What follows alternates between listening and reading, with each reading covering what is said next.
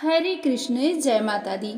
गुप्त नवरात्रि की नवमी तिथि को माँ काली की पूजा विशेष रूप से की जाती है। यह दिन माँ के रौद्र रूप को समर्पित है, जो बुराई का नाश कर अपने भक्तों की रक्षा करती है। जो भी भाई बहन भक्तजन चैनल पे पहली बार आए हैं, ऐसी धार्मिक पवित्र कहानी सुनने के लिए आप हमारे चैनल को जरूर सब्सक्राइब करें, ताकि इस तरह की जो भी वीडियो हो हम सबसे पहले आपके पास पहुंचा सके। आज आपकी गुप्त नवरात्रि की नौवीं तिथि है, तो इस पावन पवित्र कथा सुनने से सभी मनोकामना पूरी होती है, घर में सुख शांति समृद्धि बनी रहती है। तो आइए हम कथा को प्रारंभ करते हैं। कथा सुनने से पहले कमेंट में जय माता दी जरूर लिखें।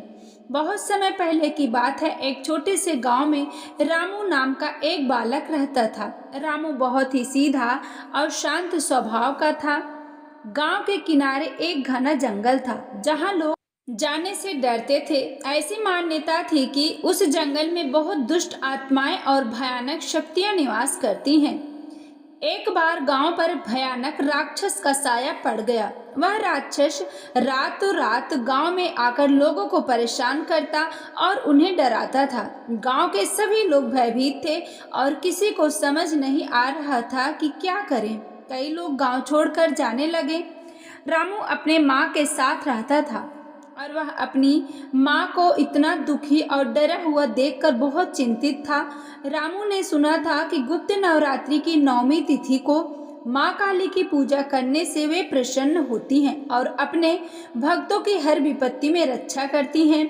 बालक रामू ने तय किया कि वह माँ काली की आराधना करेगा। उसने माँ से छिपकर जंगल के उस घने हिस्से में जाने का फैसला किया, जहाँ एक प्राचीन काली मंदिर था। यह मंदिर बहुत ही पुराना और खंडहर हो चुका था, लेकिन रामू के मन में अटूट श्रद्धा थी। जब रामू मंदिर पहुंचा तो उसने देखा कि चारों ओर सन्नाटा परोसा हुआ है। मंदिर के अंदर धूल और मकड़ी के जाले लगे थे। रामू ने अपनी छोटी सी पोटली के थोड़े फूल फल और एक दीपक निकाला। उसने मंदिर की सफाई की और पूरी श्रद्धा से माँ काली की पूजा अर्चना शुरू कर दी। रामू ने आंखें बंद कर ली और पूरी एकाग्रता से माँ काली का ध्यान करने लगा। उसने मन ही मन माँ से प्रार्थना की कि वे गांव को राक्षस के आतंक से मुक्त करें। रामू की सच्ची भक्ति और निस्वार्थ प्रेम से माँ काली प्रसन्न हुई। आधी रात के करीब मंदिर में एक अद्भुत प्रकाश फैल गया। रामू ने जब आंखें खोली तो उसने देखा कि माँ काली अपने विकराल रूप में उनके सामने प्रकट हुई हैं। माँ काली का रूप अत्यंत तेजस्वी और भयभीत करने वाला था, लेकिन रामू के मन में कोई डर नहीं था। माँ ने उसे आशीर्वाद दिया और कहा, हे बालक, तुम्हारी भक्ति से मैं अति प्रसन्न हूँ। मैं तुम्हारे गांव को उस राक्षस से मुक्त करूंगी। अगली ही सुबह माँ काली ने अपने रौद्र रूप में प्रकट होकर उस भयानक राक्षस का संहार कर दिया। राक्षस का अंत होते ही गांव में खुशहाली लौट आई। सभी गांव वाले रामू की भक्ति और माँ काली की महिमा से चकित थे। तब से गांव में गुप्त नवरात्रि की नौवीं तिथि को माँ काली की विशेष पूजा की जाने लगी।